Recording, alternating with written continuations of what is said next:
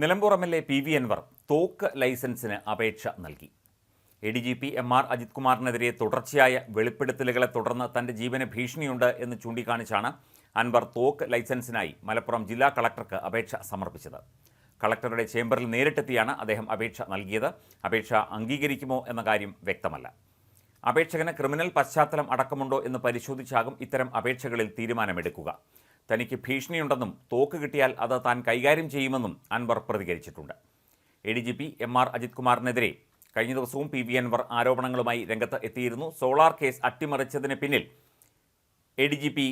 എം.ആർ. അജിത് കുമാറാണെന്നും കവടിയാറിൽ അദ്ദേഹം കൊട്ടാരം പോലെയുള്ള വലിയ വീട് നിർമ്മിക്കുന്നുണ്ട് എന്നുമായിരുന്നു എം.എൽ.എയുടെ പുതിയ ആരോപണം ഇന്നുണ്ടായത്. സ്വർണ്ണക്കടത്തിലടക്കം എ.ഡി.ജി.പിക്ക് പങ്കുണ്ടെന്ന് ആവർത്തിച്ച എം.എൽ.എ. ഇന്ന് മറ്റൊരു പോലീസ് ഉദ്യോഗസ്ഥൻ്റേത് എന്ന് അവകാശപ്പെടുന്ന പുതിയ ശബ്ദ സന്ദേശവും പുറത്തുവിട്ടു. കേരള പോലീസിന്റെ സമ്പൂർണ്ണ ചുമതലയിൽ പോലീസ് മേധാവി ഷെയ്ഖ് ദർവേഷ് സാഹിബ് എത്തും. ക്രമസമാധാന ചുമതലയിൽ നിന്ന് എ.ഡി.ജി.പി. അജിത് കുമാറിനെ മാറ്റാനുള്ള ധാരണയിൽ സർക്കാർ എത്തുന്നത് പോലീസ് മേധാവിയുടെ നിർദ്ദേശം മാനിച്ചാണ് എന്നാണ് റിപ്പോർട്ട്. പോലീസ് മേധാവി നിർദ്ദേശിക്കുന്ന ആളാകും പുതിയ ക്രമസമാധാന ചുമതലയുള്ള എ.ഡി.ജി.പി. ബൽറാം കുമാർ ഉപാധ്യായയ്ക്കാണ് കൂടുതൽ സാധ്യത. ക്രൈംബ്രാഞ്ച് മേധാവി എച്ച് വെങ്കടേഷിനെയും പരിഗണിക്കുന്നുണ്ട്. നടിയെ ആക്രമിച്ച കേസിന്റെ മേൽനോട്ട ചുമതല വെങ്കടേഷിനാണ്. അതുകൊണ്ട് ക്രൈംബ്രാഞ്ചിൽ വെങ്കടേഷ് തുടരാനാണ് സാധ്യത. ഇതുകൊണ്ടാണ് ബൽറാം കുമാർ ഉപാധ്യായയ്ക്ക് സാധ്യത കൂടുന്നത്. ഈ മാറ്റത്തോടെ നിലമ്പൂർ എം.എൽ.എ. ആയ പി.വി. അൻവർ ഉന്നയിച്ചതുപോലെ എ.ഡി.ജി.പിക്കെതിരെ അന്വേഷണം നടക്കും. മുഖ്യമന്ത്രിയുടെ അതിവിശ്വസ്തനായിരുന്നു അടുത്ത കാലത്ത് വരെയും എം.ആർ. അജിത് കുമാർ. ക്രമസമാധാന ചുമതലയിൽ അജിത് കുമാർ എത്തിയതോടെ മുഖ്യമന്ത്രിയുടെ കുടുംബത്തിൽ ഒരാളെപ്പോലെയായിരുന്നു അദ്ദേഹം മാറിയത്. ഈ അവസ്ഥയ്ക്കാണിപ്പോൾ മാറ്റം വരുന്നത്. അൻവർ ഉയർത്തിയ വിവാദങ്ങൾ പരിധി വിടാതിരിക്കാൻ കൂടിയാണ് വിശ്വസ്തനായ ഉദ്യോഗസ്ഥനെ ഇപ്പോൾ മുഖ്യമന്ത്രി കൈവിട്ടിരിക്കുന്നത്. തനിക്കെതിരെ ഉന്നയിച്ച എല്ലാ ആരോപണങ്ങളുടെയും നിജസ്ഥിതി മനസ്സിലാക്കി മുഴുവൻ സർക്കാർ സംവിധാനങ്ങളും ഉപയോഗിച്ച് അന്വേഷണം നടത്താൻ ആവശ്യപ്പെട്ട് മുഖ്യമന്ത്രിക്ക് കത്ത് നൽകിയിട്ടുണ്ടെന്ന് എ.ഡി.ജി.പി. എം.ആർ. അജിത് കുമാർ വ്യക്തമാക്കിയിരുന്നു. ഇത് സംബന്ധിച്ച് സംസ്ഥാന പോലീസ് മേധാവിക്കും കത്ത് നൽകിയതായി അജിത് കുമാർ മാധ്യമങ്ങളോട് വ്യക്തമാക്കി. അജിത് കുമാറിനെതിരെ പി.വി. അൻവർ എം.എൽ.എ.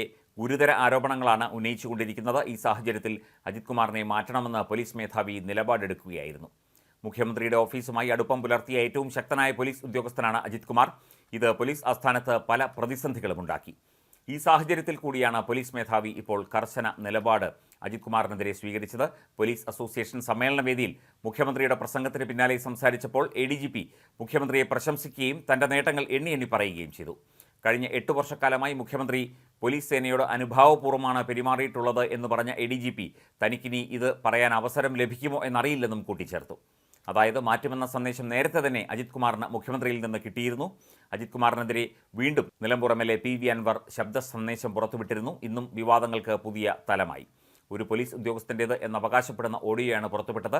സ്വകാര്യതയ്ക്ക് വേണ്ടി പേര് വെളിപ്പെടുത്താൻ കഴിയില്ലെന്ന് സംസാരിക്കുന്നയാൾ പറയുന്നു. സ്വകാര്യത വെളിപ്പെടുത്താൻ സാധിക്കാത്തതിനാൽ ശബ്ദത്തിൽ മാറ്റം വരുത്തിയാണ് താൻ സംസാരിക്കുന്നത് എന്നും ഓഡിയോയിലുണ്ട്. സോളാർ കേസിൽ പ്രമുഖർ കുറ്റവിമുക്തരാക്കപ്പെട്ടതിലും കരിപ്പൂർ വിമാനത്താവളം കേന്ദ്രീകരിച്ചുള്ള സ്വർണ്ണക്കടത്തിലും സംസ്ഥാനത്തെ പ്രമുഖരുടെ ഫോൺ ചോർത്തുന്നതിലും എം.ആർ. അജിത് കുമാറിന് പങ്കുണ്ട് എന്ന് ആരോപിക്കുന്നതാണ് ശബ്ദ സന്ദേശം.